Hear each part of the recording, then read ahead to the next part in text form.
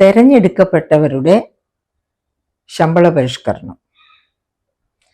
തെരഞ്ഞെടുക്കപ്പെട്ടവരുടെ ശമ്പള പരിഷ്കരണമായതുകൊണ്ട് അറച്ചു നിൽക്കുകയാണ് ബഹുമാനപ്പെട്ട മുഖ്യമന്ത്രി. എന്തുകൊണ്ടാണ് അറച്ചു നിൽക്കുന്നത്? കാരണം തദ്ദേശ സ്വയംഭരണ സ്ഥാപനങ്ങളിലേക്കുള്ള ഇലക്ഷൻ വരുന്നു. ആ സമയത്ത് ഇവരുടെ ശമ്പളത്തിൽ ഇപ്പൊ കഴിഞ്ഞ പ്രാവശ്യം 2018 ഇതിനു മുൻപ് ശമ്പള പരിഷ്കരണം മന്ത്രിമാർക്കും MLA-മാർക്കും നടത്തിയത്. അന്ന് 35% വർധനവാണ് നടപ്പിലാക്കിയത്. അങ്ങനെ ഒരു 35% വർധനവ് നടപ്പിലാക്കാൻ പോകുന്നു എന്നൊക്കെ പറഞ്ഞാൽ ഇവിടെ തദ്ദേശ സ്വയംഭരണ സ്ഥാപന ഇലക്ഷൻ വരുമ്പോഴേക്കും അത് ഗവൺമെന്റിന്റെ മുഖച്ഛായ കളങ്കപ്പെടുത്തും എന്ന ഒരു ഭയമാണ് ഉള്ളത്. സത്യം പറഞ്ഞാൽ 35% വർധനവ് എന്നൊക്കെ പറയുന്നത് വലിയ വർധനവ് തന്നെയാണ്.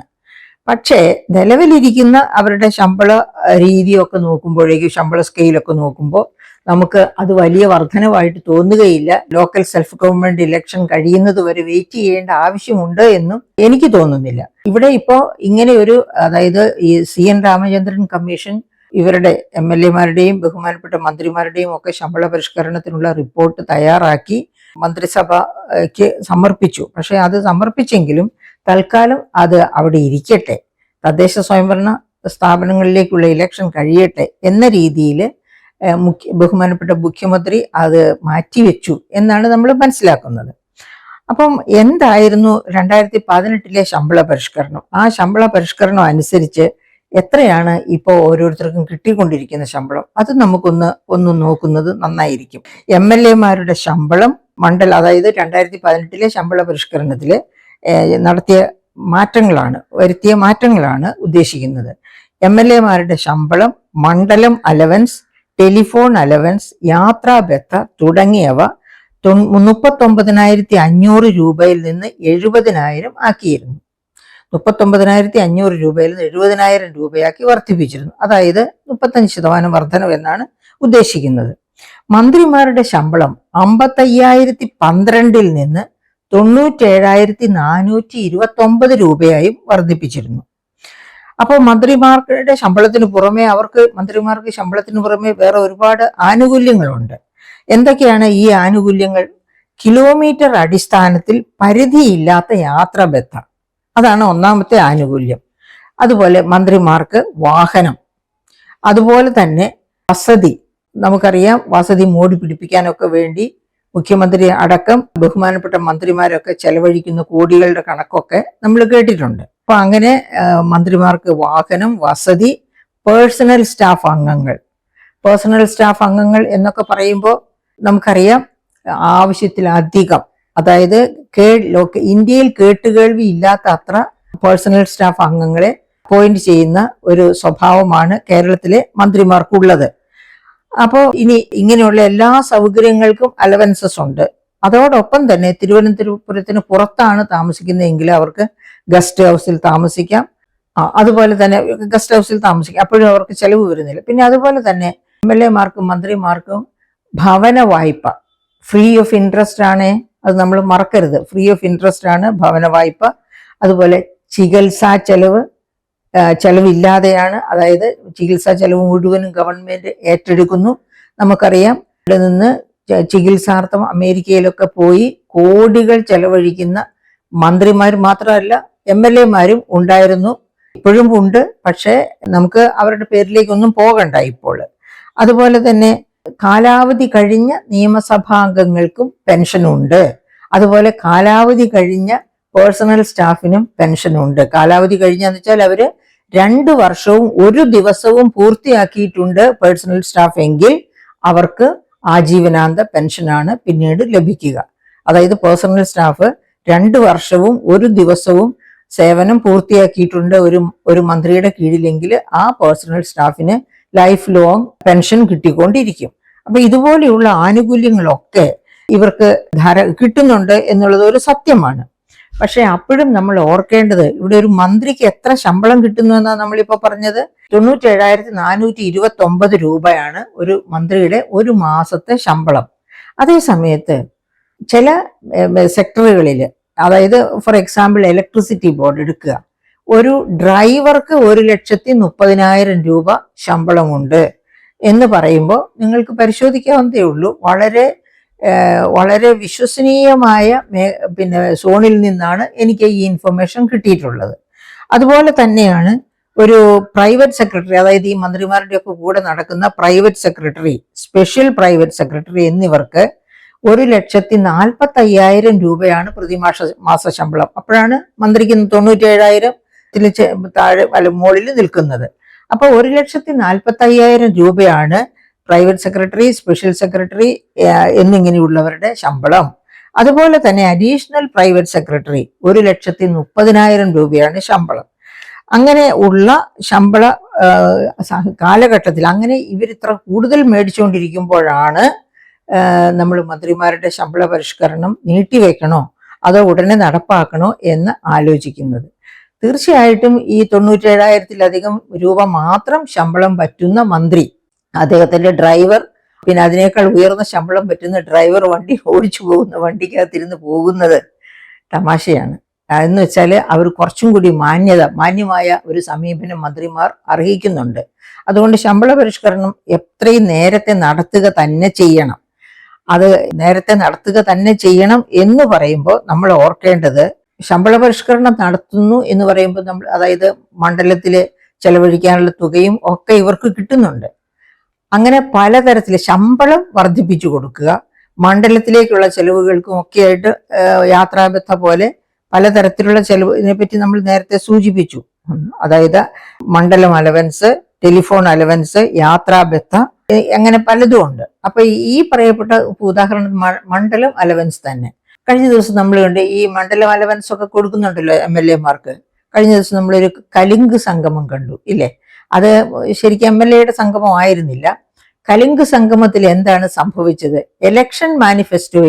ഇലക്ഷന് വോട്ട് ചോദിച്ചു എന്നപ്പോൾ പറഞ്ഞു, കരുവന്നൂർ ബാങ്കിലെ നിങ്ങളുടെ നഷ്ടപ്പെട്ടിരിക്കുന്ന പണം മുഴുവനും ഞാൻ ജയിച്ചു വന്നാൽ നേടിത്തരുമെന്ന് ഓഫർ, അങ്ങനെ പറഞ്ഞു. അങ്ങനെ വന്നതുകൊണ്ട് ഒരു പാവപ്പെട്ട സ്ത്രീയെ ആ കാര്യം ഒന്ന് ഓർമ്മപ്പെടുത്താൻ വേണ്ടി കലിംഗ് സംഗമത്തിനിടെ ചെല്ലുന്നു, പറയുന്നു. അതിന്റെ ഇമ്പാക്റ്റ് എന്തായിരുന്നു എന്ന് നമ്മൾ കണ്ടു. ഇമ്പാക്റ്റ് അന്നേരം ഉണ്ടായ ഇമ്പാക്റ്റ് അവർക്ക് ഹൃദയഭേദകമായിരുന്നു എങ്കിൽ പോലും പിന്നീട് ഒരു പാർട്ടിക്കാര് അവരെ വിളിച്ച് കരുവന്നൂർ ബാങ്കിൽ കൊണ്ടുപോയി 10,000 രൂപ മേടിച്ചു കൊടുക്കുന്ന രംഗമൊക്കെ നമ്മൾ കേട്ടു. അവർ സന്തുഷ്ടയായിട്ട് 1,75,000 കിടക്കുകയാണ്, അവിടെയാണ് 10,000 കിട്ടിയത്. ആ 10,000 കിട്ടിയതിന്റെ ഒന്നുമില്ലാത്തതിനേക്കാൾ മെച്ചമാണല്ലോ എന്തെങ്കിലും. Something is better than nothing എന്നൊരു ചൊല്ലുണ്ടല്ലോ ഇംഗ്ലീഷിൽ.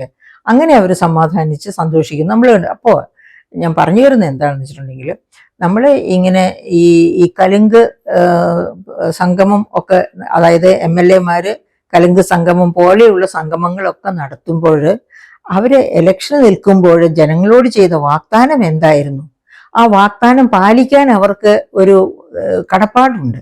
വാഗ്ദാനം മുഴുവൻ പാലിക്കാൻ അവരെ കൊണ്ട് പറ്റിയെന്ന് വരില്ല. കാരണം നമ്മുടെ നാടും സാഹചര്യങ്ങളും ഒക്കെ അത് ആ തരത്തിലുള്ളതാണ്. എങ്കിൽ പോലും അവരെ നിന്ദിക്കാതിരിക്കാനെങ്കിലും നമ്മുടെ ഈ തെരഞ്ഞെടുക്കപ്പെട്ട ജനങ്ങൾ ശ്രദ്ധിക്കേണ്ടതല്ലേ എന്നൊന്നുണ്ട്. അപ്പൊ ഇവർക്ക് ഈ പറയപ്പെട്ട അലവൻസസ് ഒക്കെ കൂട്ടിക്കൊടുക്കുന്നത് നല്ലത് തന്നെ. പക്ഷെ ആ അലവൻസസ് ഒക്കെ ഈ പാവപ്പെട്ട ജനങ്ങളുടെ ക്ഷേമത്തിന് വേണ്ടി അവർ ചെലവഴിക്കുന്നുണ്ടോ എന്നത് നമ്മൾ തീർച്ചയായിട്ടും ആലോചിക്കണം. അപ്പൊ ഉദാഹരണത്തിന് ഈ അടുത്ത കാലത്ത് പുറത്തു വന്ന ഒരു പുസ്തകം, ഞാൻ എൻ്റെ സുഹൃത്തുക്കളുമായിട്ട് പലപ്പോഴും ആ പുസ്തകത്തിന്റെ പേര് ഷെയർ ചെയ്തിട്ടുണ്ട്. എന്താണ്? 7 Deadly Economic Sins, 7 മാരക സാമ്പത്തിക പാപങ്ങൾ എന്നാണ് ആ ഗ്രന്ഥത്തിന്റെ പേര്. ഏതാണ് ഈ കവി? ജെയിംസ് ഓട്ടിസൺ എന്ന് പറയുന്ന കേംബ്രിഡ്ജ് യൂണിവേഴ്സിറ്റി പ്രൊഫസറിന്റെയാണ് ആ ഗ്രന്ഥം. 2021 പുറത്തു വന്ന ഗ്രന്ഥമാണത്. അപ്പൊ ഈ ഗ്രന്ഥത്തിലെ 7 ഡെഡ്ലി എക്കണോമിക് സിൻസ് ഏതൊക്കെയാണ്? പ്രൈഡ് ഒന്നാമത്തേത്, അഹങ്കാരം, ഗ്രീഡ് ആർത്തി രണ്ടാമത്തേത്, ലസ്റ്റ് കാമം മൂന്നാമത്തേത്, നാലാമത്തേത് എൻവി അസൂയ, അഞ്ചാമത്തേത് ഗ്ലൂട്ടണി അതായത് അത്യാർത്തി, ആറാമത്തേത് റാത്ത് ഉഗ്രകോപം, കടക്ക് പുറത്ത് എന്ന് പറയുന്ന തരത്തിലുള്ള ഉഗ്രകോപം, ഏഴാമത്തേത് സ്ലോത്ത്. എനിക്ക് വേണ്ടതെല്ലാമായി, അതായത് ഇഷ്ടം പോലെ പണം കിട്ടുന്നു, മറ്റതുപോലുള്ള എല്ലാ അലവൻസസും കിട്ടുന്നു, വളരെ സുഖകരമായ ജീവിതം കൈമടങ്ങ് കിട്ടുന്നു, ഇനി എന്തിനാ ഞാൻ കഷ്ടപ്പെടുന്നത് എന്ന രീതിക്കുള്ള അലസത. അതാണ് ഏഴാമത്തെ സിൻ. ഈ 7 തരം സിൻസും സാധാരണ രാഷ്ട്രീയ നേതൃത്വത്തിലേക്ക് നടന്നെടുക്കുന്നവരെ ബാധിക്കുന്ന രോഗങ്ങളാണ്. രോഗങ്ങളല്ല, പാപങ്ങളാണ്. അതുകൊണ്ടാണല്ലോ ഡെഡ്ലി, മാരകമായ സാമ്പത്തിക പാപങ്ങൾ എന്നാണ് അദ്ദേഹം കേരളത്തിലുള്ള പിന്നെന്താണ് രാഷ്ട്രീയക്കാരെ അല്ല ഉദ്ദേശിക്കുന്നത്. ലോകത്തെമ്പാടുമുള്ള രാഷ്ട്രീയക്കാർ ഇത്തരക്കാരാണെന്നാണ് അദ്ദേഹത്തിന്റെ ഭാഷ്യം. ആ ഗ്രന്ഥം വായിച്ചു നോക്കണം. അതായത് നമ്മളിപ്പോ പുടിനെ എടുക്കുക. പുടിൻ യുക്രൈൻ യുദ്ധം എന്തിനു വേണ്ടിയാണ് പുതിന യുദ്ധം കൊണ്ടുവന്നത്? അതുപോലെ ഇസ്രായേൽ ഗാസ യുദ്ധം. അതുപോലെ നമ്മൾ ലോകത്ത് എവിടെ നോക്കിയാലും അവിടെയൊക്കെ രാഷ്ട്രീയ നേതൃ പദവിയിലേക്ക് വരുന്നവര് ഇക്കാലത്ത്, എല്ലാ കാലത്തും അങ്ങനെ ആയിരുന്നില്ല, ഇക്കാലത്ത് അങ്ങനെ അധപ്പതിച്ചു പോകുന്നതായിട്ട് നമ്മൾ കാണാറുണ്ട്. ഞാൻ പറഞ്ഞു വരുന്നത് എന്താണെന്ന് വെച്ചിട്ടുണ്ടെങ്കിൽ, ശമ്പള പരിഷ്കരണം അനിവാര്യമാണ്. കാരണം വലിയ വിലക്കയറ്റമാണ് ഉണ്ടായിട്ടുള്ളത്. ഉദാഹരണത്തിന് ഞാനൊരു കാര്യം പറയാം, ശമ്പളത്തെ പറ്റി തന്നെ പറയാം. എൻ്റെ ശമ്പളം, ഞാൻ അവസാനം 35 വർഷം കോളേജിൽ ടീച്ചറായിട്ട് വർക്ക് ചെയ്തു. അതൊക്കെ കഴിഞ്ഞെന്ന് പറഞ്ഞിട്ടുണ്ടെങ്കിൽ കോളേജിൽ ടീച്ചറായിട്ട് വർക്ക് ചെയ്തു. വർക്ക് ചെയ്യുന്നതിനിടയ്ക്ക് MPhil എന്ന ഡിഗ്രി എടുത്തു. അതിനുശേഷം PhD എന്ന ഡിഗ്രി എടുത്തു. ധാരാളം പുസ്തകം ആർട്ടിക്കിൾസ് എഴുതിയിട്ടുണ്ട്, പുസ്തകങ്ങൾ എഴുതിയിട്ടുണ്ട്. ഇതെല്ലാം കഴിഞ്ഞിട്ട് 35 വർഷത്തിന് ശേഷം വിരമിക്കുമ്പോൾ ഞാൻ അവസാന മാസം മേടിച്ച ശമ്പളം 29,000 രൂപയായിരുന്നു. അതിനുശേഷം പലവട്ടം ശമ്പള പരിഷ്കരണം നടത്തി ഇപ്പോഴത്തെ ശമ്പള നിരക്ക് ഞാൻ പറയേണ്ട ആവശ്യമില്ല. ഇപ്പൊ എനിക്ക് പെൻഷൻ പോലും ഞാൻ അന്ന് വാങ്ങിച്ച ശമ്പളത്തിന്റെ ഇരട്ടിയിലധികം എനിക്ക് പെൻഷൻ കിട്ടുന്നുണ്ട്. അത് സന്തോഷമുള്ള കാര്യമാണ്. അതുപോലെ ഇപ്പോൾ നമ്മൾ ഈ പറഞ്ഞ 97,000 രൂപ എന്നൊക്കെ പറഞ്ഞില്ലേ, അപ്പൊ ഞാൻ അന്ന് മേടിച്ച 29,000 രൂപ കൊടുത്താൽ എനിക്ക് 5 പവൻ സ്വർണം മേടിക്കാമായിരുന്നു. വിലക്കയറ്റത്തെ പറ്റിയാണ് ഞാൻ ഈ പറഞ്ഞു വരുന്നത്. ഇന്ന് 1,30,000 രൂപ വാങ്ങുന്ന ഡ്രൈവറോ 1,40,000 രൂപ വാങ്ങുന്ന പ്രൈവറ്റ് സെക്രട്ടറിയോ അല്ലെങ്കിൽ 2 ലക്ഷം വാങ്ങുന്ന ഏതെങ്കിലും ഒരു ഉദ്യോഗസ്ഥനോ അവർക്ക് എത്ര പവൻ സ്വർണം അതുകൊണ്ട് വാങ്ങാൻ പറ്റും? 2 പവനോ അതിൽ ഇത്തിരി കൂടുതലോ, അതിൽ കൂടുതലല്ല, പറ്റുന്നില്ല. അപ്പൊ അങ്ങനെയുള്ള ഒരു സാഹചര്യത്തിൽ 1,30,000 മേടിക്കുന്നവർക്ക് 1.5 പവൻ പോലും മേടിക്കാൻ നിവൃത്തിയില്ല. അപ്പൊ വിലക്കയറ്റം അത്ര രൂക്ഷമാണ്. അത് മാത്രവുമല്ല, കേരളത്തില് നാഷണൽ ആവറേജിന്റെ ഇരട്ടിയാണ് കേരളത്തിലെ വിലക്കയറ്റം. അപ്പൊ അത്തരം ഒരു സാഹചര്യത്തില് കേരളത്തിലെ നമ്മൾ തെരഞ്ഞെടുക്കപ്പെട്ട അംഗങ്ങൾക്ക് തീർച്ചയായും ശമ്പള പരിഷ്കരണം നടത്തി കൊടുക്കണം. കാരണം ഈ പറയപ്പെട്ട അലവൻസസ് ഒക്കെ അവരുടെ ഡെയിലി ചെലവുകൾക്ക് അനിവാര്യമായിട്ടുള്ളതാണ്. അവരുടെ പ്രവർത്തനക്ഷമത, അതിന് അത്യാവശ്യമായിട്ടും ശമ്പള പരിഷ്കരണം ആവശ്യമാണ്. അങ്ങനെ പ്രവർത്തനക്ഷമതയ്ക്ക് വേണ്ടി അവർക്ക് ശമ്പള പരിഷ്കരണം നടത്തി കൊടുക്കുമ്പോഴാണ് ഞാൻ നേരത്തെ പറഞ്ഞതുപോലെയുള്ള കലിംഗ് സംവാദങ്ങളൊന്നും ഉണ്ടാകാതെ അവർ തന്നെ ശ്രദ്ധിക്കണം. അതാണ് അവരുടെ കാര്യക്ഷമത, അവരുടെ ജനക്ഷേമ കർമ്മം, ഇതൊക്കെ അതിലാണ് ആശ്രയിച്ചിരിക്കുന്നത്. ഉദാഹരണത്തിന് അവർക്ക് ഓർക്കാൻ, ഈ ജെയിംസ് ഓട്ടീസൺ പറഞ്ഞ 7 ഡെഡ്ലി എക്കണോമിക് സിൻസ് ഇല്ലാത്ത എത്രയോ മഹാരഥന്മാരെ ചരിത്രം നമ്മുടെ മുൻപിൽ കൊണ്ടുവരും. ഉദാഹരണത്തിന് നമ്മുടെ മഹാത്മാഗാന്ധി തന്നെ ലോകത്തെ ഏറ്റവും നല്ല എക്സാമ്പിളാണ് മഹാത്മാഗാന്ധി. അദ്ദേഹം രാഷ്ട്രീയ നേതൃത്വത്തിലേക്ക് വരാൻ പോലും കൂട്ടാക്കിയില്ല.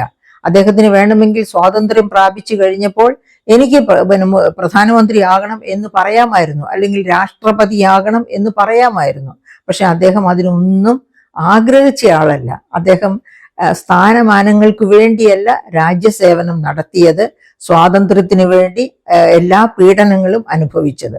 അതുപോലെ തന്നെ അപ്പൊ അങ്ങനെയുള്ള മഹാരഥന്മാരെ നാം ഓർക്കണം. അതുപോലെ തന്നെയാണ് നമ്മൾ നോക്കുകയാണെങ്കിൽ എബ്രഹാം ലിങ്കന്റെ കാര്യം എടുത്തോളൂ.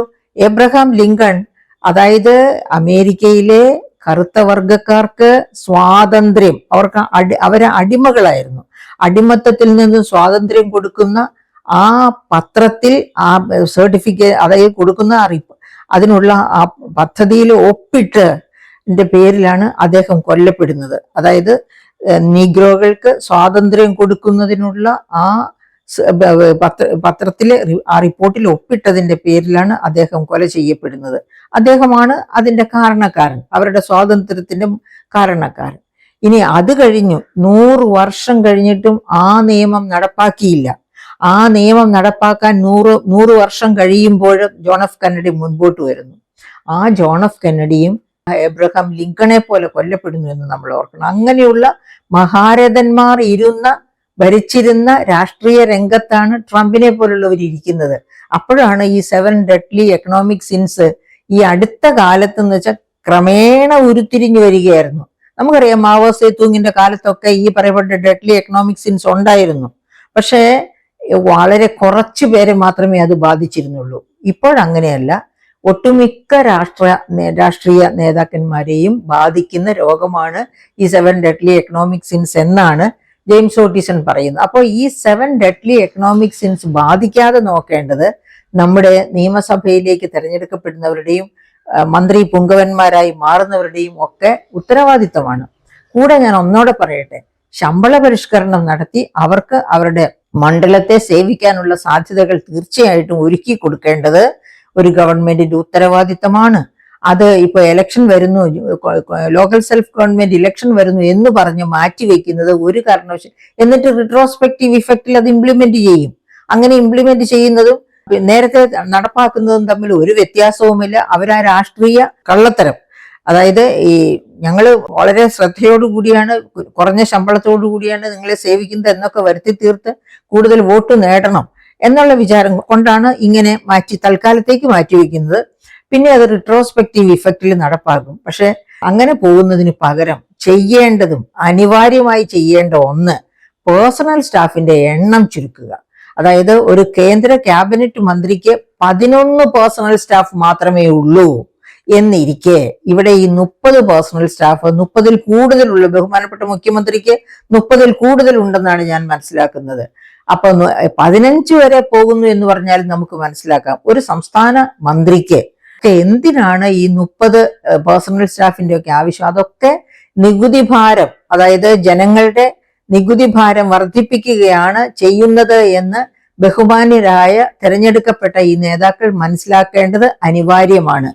ആ നികുതി ഭാരം വർദ്ധിപ്പിക്കാതിരിക്കാൻ വേണ്ടി ഈ 30 പേര് എന്നുള്ളത് 15 വെട്ടി ചുരുക്കുക.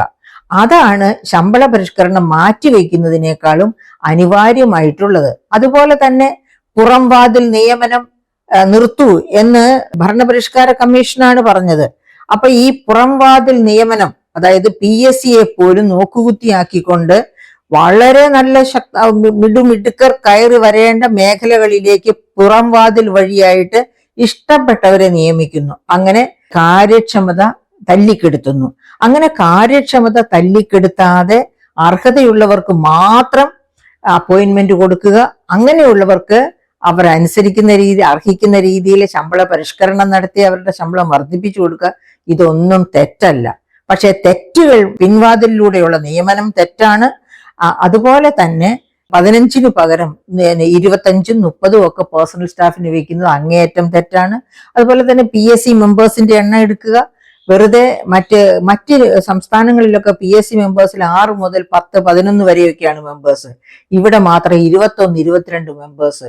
ഇവരുടെ ഒക്കെ ചെലവുകൾ നമ്മൾ ആലോചിക്കണം. അവർക്ക് ഈ കഴിഞ്ഞ വളരെ കുറച്ച് 1 or 2 മാസമേ ആയിട്ടുള്ളൂ അവരുടെ ശമ്പളവും ഒക്കെ വലിയ രീതിയിൽ ഹൈക്ക് ചെയ്ത് കൊടുത്തിട്ട്. അപ്പൊ ഇങ്ങനെയുള്ള ദുർച്ചെലവുകൾ ഇതൊക്കെ അവസാനിപ്പിച്ചുകൊണ്ട് ജനസേവനത്തിനായി തെരഞ്ഞെടുത്തിരിക്കുന്ന MLA-മാരുടെയും ബഹുമാനപ്പെട്ട മന്ത്രിമാരുടെയും ശമ്പള പരിഷ്കരണം നടത്തുന്നതിൽ ഒരു തെറ്റുമില്ല. കത്രിക കൊണ്ട് മുറിക്കേണ്ടതൊക്കെ മുറിച്ചു കളയണം. പിന്നെ അതുപോലെ വീർത്തിരിക്കുന്നതൊക്കെ ചെത്തി മിനുക്കണം. പക്ഷേ കാര്യക്ഷമത വർദ്ധിക്കാൻ വേണ്ടത് കൊടുക്കുക തന്നെ ചെയ്യണം. അതുകൊണ്ട് ശമ്പള പരിഷ്കരണം മാറ്റിവെക്കേണ്ട കാര്യമില്ല. അത് ഉടനെ നടപ്പാക്കാവുന്നതാണ്. കാരണം ഇപ്പോഴത്തെ വില കയറ്റം അനുസരിച്ച് നോക്കുമ്പോൾ കേരളത്തിൽ 97,000 രൂപ കൊണ്ട് ഒരു മന്ത്രിക്ക് കാര്യമായിട്ട് ഒന്നും തന്നെ ചെയ്യാൻ പറ്റുമെന്ന് തോന്നുന്നില്ല.